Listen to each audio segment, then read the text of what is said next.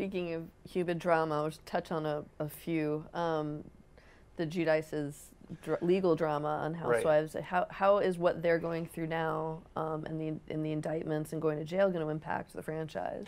Well, it has impacted the franchise. I mean, we're not in production right now. We're kind of on hold. I think, you know, the thing about Jersey is that's always been a show about family. And that was a show about 5 women who were so intertwined. And what happened is this 3 of the sisters got in a massive fight. You know, Caroline and Jacqueline stopped speaking to Dina. So there was a fraction. Caroline and Jacqueline stopped speaking to Teresa. They just had nothing to do with her in their life. So, and then Teresa got sent to jail. So, I mean,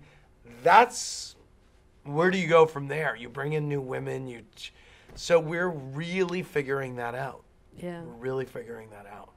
Another real life impacting the show was the DC episode, the White House Crashers. Can you talk about that and how much you guys knew? That was crazy. We knew nothing, and we knew what you saw on tape. I mean, it was just crazy. I mean, there was something pathological about the Salahis.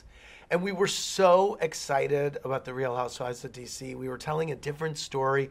In the first episode, they got in a fight about Joe Biden in their kitchen. We had a really the cast was mixed. It was great, and we were really excited about that show. And then I have to say, people accused the Salahis of crashing the White House as some kind of a stunt for the Real Housewives, and they wound up kind of tanking the show because of it. I remember interviewing them at the reunion. It's still one of the best reunions that we did because I remember just grilling them about what happened, and it was the most circular conversation I've ever had in my life. Yeah, it was crazy. But that wound up tanking that show, unfortunately. Yeah. I mean, another tough one was with Taylor Armstrong and the deal. I mean, what with her husband's suicide? Yeah. Did you have to go back and make any sort of changes? How were the decisions made about what to show, what not to show? We cut some stuff out of the season involving him. What happened is we wrapped the season. It was season 2 of Beverly Hills.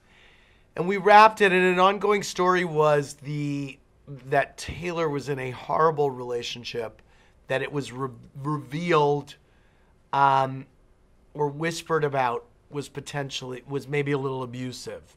And there had been whispers that it was abusive as well in season 1. And what happened was that this gentleman who she was married to was in grave financial. He was in financial trouble, legal trouble. His entire world was falling apart. He was in big trouble, and he wound up committing suicide about a week or two before the show was, maybe a month before the show was meant to premiere. And so the question became: do you air the show at all?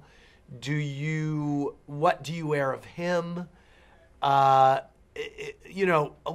of questions raised, lots of long discussions, lots of discussions with all of the housewives who really wanted the show, who felt very strongly that they wanted the show to air. Taylor wanted the show to air. And we aired it, and we got some flack. There were a lot of very half-assed debates on cable news about, did reality TV kill this man? And if you really looked at what he had going on in his life, I would argue strongly as a producer of the show, and I think the women who knew him would as well, that answer was no.